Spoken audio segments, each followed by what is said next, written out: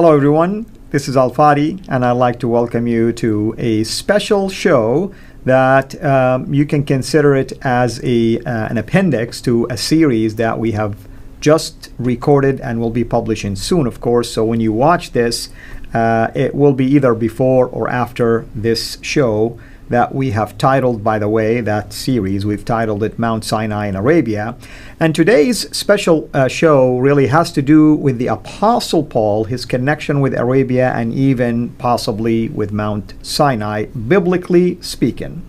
So with me here in the studio is our dear brother Joel Richardson, who have done an amazing job unpacking this whole series about the location of Mount Sinai in Arabia.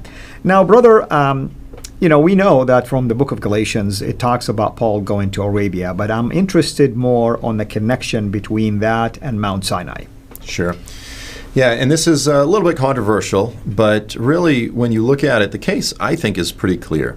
So what's interesting is the only place that Arabia is mentioned in the New Testament, there's two places, and that's Galatians 1 and Galatians 4. And it's by looking at both of these passages that we can learn something really pretty fascinating. At least to me, it's pretty fascinating. Now, again, Paul was hanging around up in Syria, right? He's in Damascus when he gets knocked off his horse, and he just has this incredible life-altering revelation that this Jesus, this Messiah, that he had been persecuting the Christians, he's the real Messiah. I mean, this is revealed to him from heaven. And so the thing of it is Paul, when he got saved, when he had this revelation, the Lord didn't just instantly download full understanding, all right? Just like us, there's a discipleship process, there's a learning process.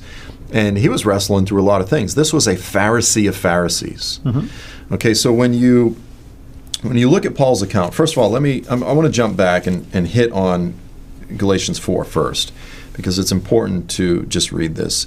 It's kind of an unusual portion of Paul's writing here. It's almost a little rabbinic.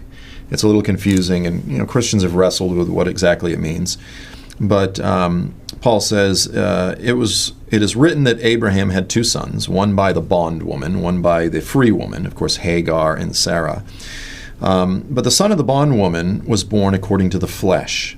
Okay, in other words, it was not the will of God, it was the will of man. And the son of the free woman through the promise. It was a divine promise of God. Okay, that's simple. And then this is where he kind of goes off on a tangent. He says, this is allegorically speaking.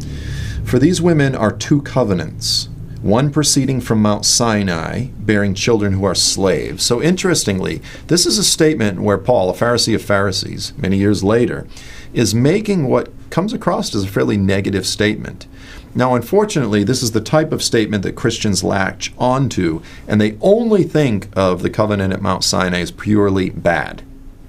Obviously, Paul wouldn't agree with that.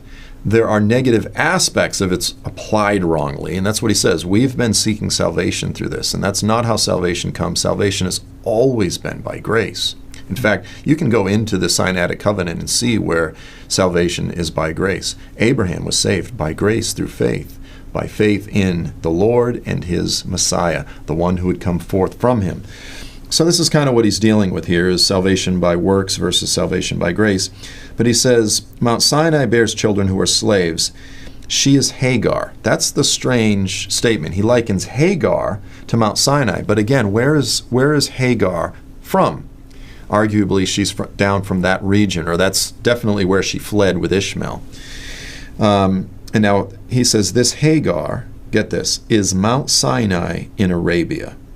And it corresponds to present Jerusalem because she's in bondage, but the Jerusalem above is free. Okay, so we won't get into all the details of that.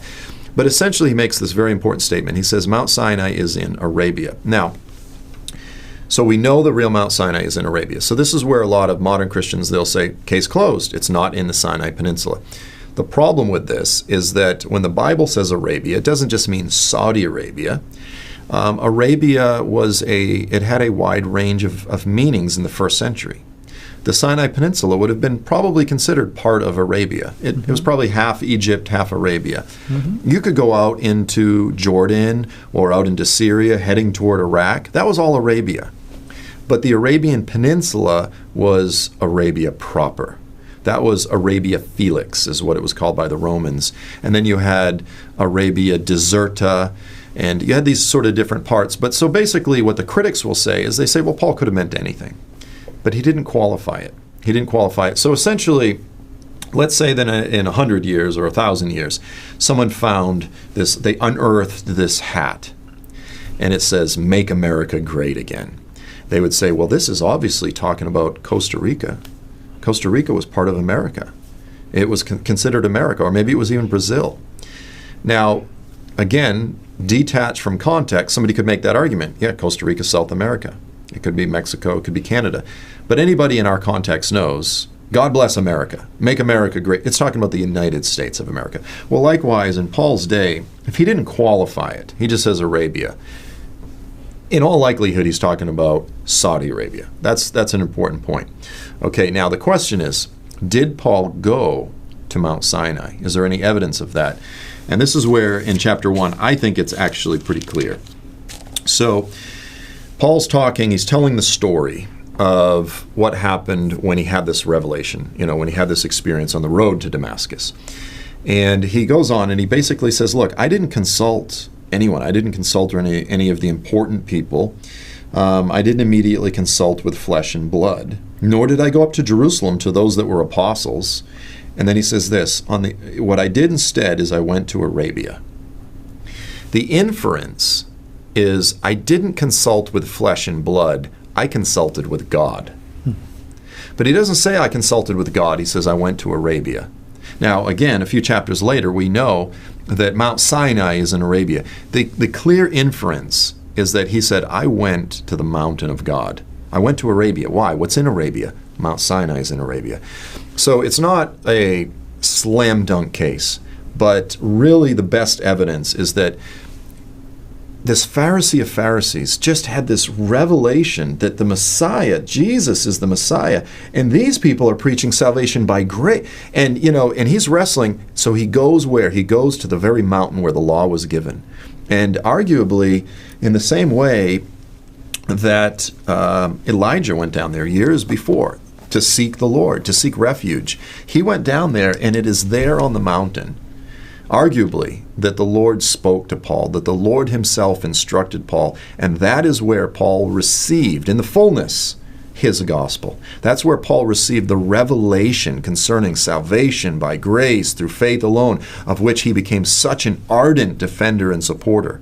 And it's not as though he rejected Torah and views the Sinaitic covenant as all bad. No, this was the marriage covenant, but he understood it properly within its evangelical place. Let me say that. Evangelical scholars would agree, right, with Paul's position that salvation is not by works. So it's a beautiful story. And then when you go there and you think, not only were the children of Israel here, Elijah was here.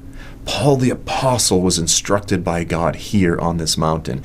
And it really makes sense because in many ways, I won't get into this, but Paul in many ways, even his ministry there's a lot of parallels between his ministry and Elijah's ministry as well. So It's a good case, and it's a fascinating discussion, I think.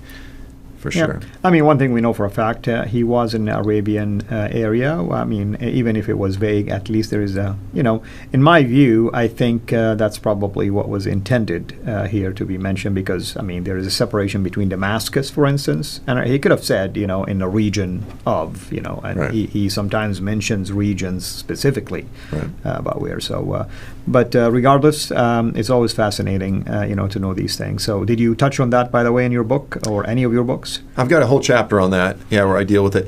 Essentially, when you look at commentaries, scholars will say Paul probably meant one of three things. They'll say either one, he went to Mount Sinai.